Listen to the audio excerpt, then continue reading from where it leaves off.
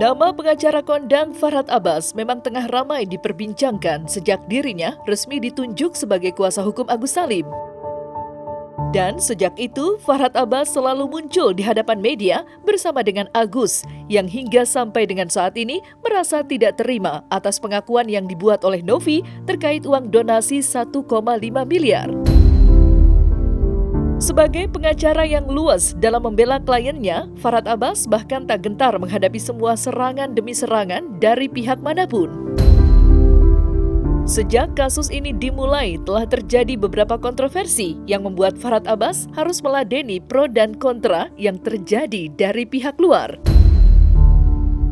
Dan inilah 5 pernyataan kontroversial Farhad Abbas dalam kasus uang donasi Agus, versi Cumi Top 5.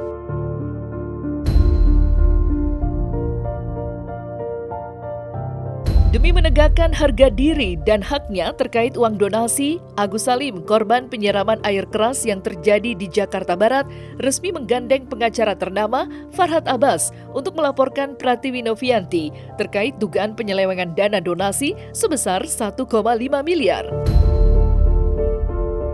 Langkah ini diambil setelah Agus merasa ada ketidakjelasan mengenai pengelolaan uang donasi yang seharusnya digunakan untuk kepentingan sosial. Oleh sebab itu, Farhad Abbas selaku kuasa hukum dari Agus mengingatkan agar Novianti Pratiwi segera mengembalikan uang donasi 1,5 miliar rupiah yang seharusnya sudah menjadi hak Agus.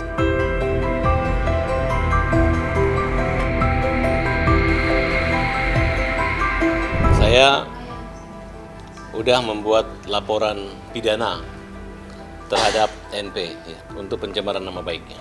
Dan yang kita tempuh adalah proses somasi tentang penguasaan uang dengan ancaman takut-takutin. Dan sekarang yang terjadi, Agus itu dihujat, kita juga dihujat. Seolah-olah dikatakan tidak tahu berterima kasih. Hai seluruh masyarakat Indonesia, uang 1,3 miliar sudah diambil secara paksa. Orang buta ini dipanggil, datang, disuruh cempel, katanya ingin melihat transaksi masuk, tapi itu dana dipindahkan 1 miliar, dikejar terus, orang ketakutan. Saya minta, kalau memang kamu berhak, uang itu ambil buat kamu, nanti ambil aja uangnya ya. Kalau begitu cara kamu sebagai orang tokoh sosial yang katanya ada kemanusiaan tapi ternyata membuli Agus dengan cara-cara tidak manusiawi, itu hanya menjadi catatan saja.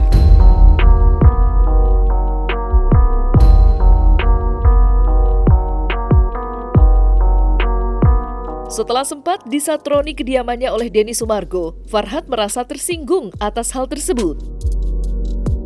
Dengan adanya kejadian itu, Farhad masih berusaha mencari delik aduan untuk bisa melaporkan Denny Sumargo.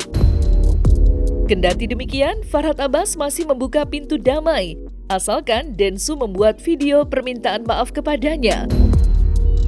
Namun, jika hal itu tidak dilakukan oleh Densu, Farhad dengan tegas menyatakan jika dirinya tidak segan-segan membawa kasus ini ke ranah hukum. Saya agak kesel gitu. Betul, kesel banget gitu. Dia hanya mempertontonkan dan saya akan laporkan dia polisi nih. Bahwa apa yang dilakukan dengan cara menurut saya ini sara. Seolah-olah Badi, Makassar, Bugis. Emang dia mau kita di sini? Hei, Enzo, kamu mau orang? Gayamu itu loh, setengah saya. Kau minta maaf lah. Gak usah ketemu saya, minta maaf aja. Ya 3 hari lah. Dia nggak klarifikasi, cabut itu omongannya. Dia tanya, apa maksud hajar? Hajar itu LSM saya, hukum jamin rakyat. Kalian tahu kan, kalau kita teriak apa? Hajar, pukul kan? Pembela kaum lemah. Apa mau tonton? Kalau saya ada bermasalah dengan dia, pasti jaga-jaga kita.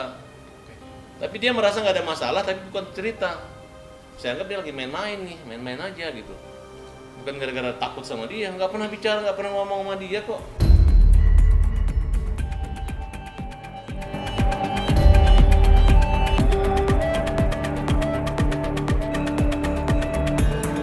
Saat pihak Novi menggelar konferensi pers atau preskon beberapa waktu lalu, acara tersebut menarik perhatian banyak pihak, terutama para pengacara yang secara terbuka memberikan dukungannya kepada Novi. Mereka menyesalkan sikap Farhad dan timnya yang justru dianggap memprovokasi Agus untuk menggugat Novi terkait dengan uang donasi yang seharusnya telah dikembalikan ke rekening Yayasan Novi. Farhad yang mendengar pernyataan tersebut tidak tinggal diam. Dalam sebuah pernyataan yang cukup tegas, ia menyatakan bahwa dirinya sudah tidak mau lagi menganggap mereka sebagai teman jika sikap mereka terus seperti itu. Farhad mengungkapkan rasa kecewanya terhadap tindakan yang dianggapnya sebagai upaya untuk memperburuk keadaan dan memanipulasi opini publik. Siapapun ada orang-orang yang di belakang ini, baik teman saya yang berlawanan dengan saya, udah gua nggak anggap teman lagi. Karena mereka saya anggap tidak sayang sama manusia yang buta. Kalau misalnya masih orang-orang normal lu lawan sih, gue sih masih anggap wah mungkin lu pengen ngetop. Tapi kalau udah lawan orang buta, lu nyerang gue, berarti lu nggak usah berteman sama gue lagi deh. Karena teman gue adalah orang-orang yang punya tingkat kemanusiaan.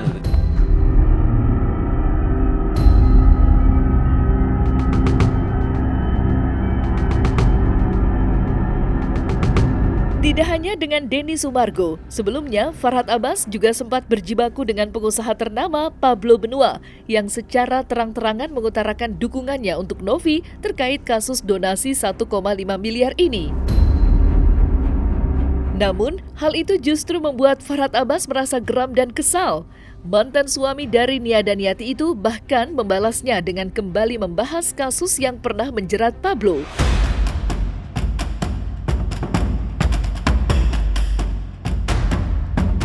Kalau bicara soal Farhad ya, gue nggak pernah nyenggol Farhad. Di dalam video gue sama sekali tidak pernah nyenggol Farhad. Coba cek deh, gue tidak pernah nyebut nama Farhad sekalipun dan gue tidak pernah nyenggol Farhad sekalipun. Cuman Farhad, mungkin kadang-kadang dia ini lupa diri. Mungkin dia lupa bagaimana ketika dia menangani perkara saya, ya kan? Lupa dia bagaimana ketika dia membuat akhirnya Gali masuk sel tikus. Kan mungkin itu kan sebenarnya poinnya kan. Jadi terus lupa dia ketika saya kasih dia surat gitu ya, gua kasih dia surat untuk dibacakan, ternyata kertasnya di luar dia sobek, di luar rutan. Dia lupa dengan hal itu gitu loh. Jadi intinya begini, untuk Farhad gua ingin sampaikan ya, kita punya jalan masing-masing ya kan, jangan colek-colek urusan pribadi. Karena ketika gua mau saja berpikir lebih keras untuk mencolek urusan pribadi Farhad, maka urusannya bisa lebih panjang. PB, kamu udah saya somasi sekarang 2 kali, gue laporin lo. Saya kerja membela kaum lemah, kamu ganggu-ganggu, baru kamu hina-hina saya. Gak ada urusan sama kamu, ya. Capek saya nih. Udah saya bantu jadi lawyer, dia bilang gara-gara saya dia masuk penjara. Nggak ada. Saya ketemu dia pagi jam 9 di sini. Ke Polda jam 10. Sampai Polda diperiksa. Sore tersangka, ditangkap maghrib. Tahu kenapa?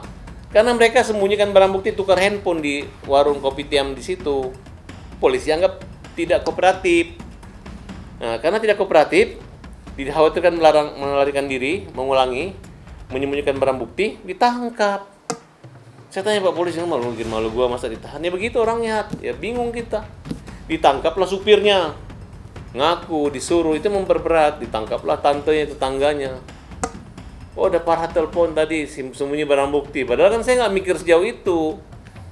Mikir tolong ada ini, ada uang, ada senjata, mungkin ada izinnya. Saya sempat dipanggil. Makanya saya nggak pernah muncul lagi di sidang itu. Karena mereka terlalu kriminal saat itu. Dan hampir kita kena tersangka gara-gara dituduh menyembunyikan barang bukti daripada orang itu. Padahal niat kita bagus. Di situ ini saya bongkar deh. Makanya hati-hati. Dia nggak pernah bayar. Makan kita traktir. Pinjam uang. Ya. Pinjam uang kok. Terus apa lagi? Nggak gunting kuku. Nggak rapi gitu. Nggak ada uang ke salon waktu itu. Jadi jangan sombong sama kita ya. Oke?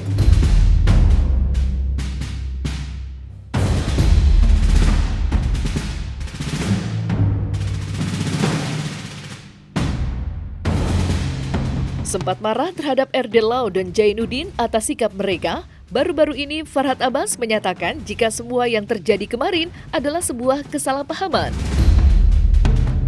Sebagaimana hal itu ditegaskan oleh Farhad yang menyatakan jika Jainuddin dan RD Lau masih menjadi pengacara Agus.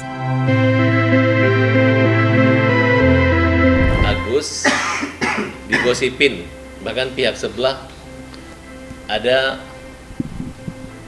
ngejek-ngejek kita. Seolah-olah Agus ini bohong-bohong buta. Seolah-olah kapal kantor Farhad Abbas ini, tim Farhad Abbas, tim pembela kaum lemah ini pecah, ya. Itu yang diungkap oleh Zainuddin dan mungkin Erdilau, ya. Nah, saya sampaikan ke teman-teman, Zainuddin dan Erdilau sudah minta maaf. Saya bilang minta maafnya bukan ke Farhad Abbas. Maaf itu memang Muhammad Farhad. Maaf ya, Muhammad Farhad.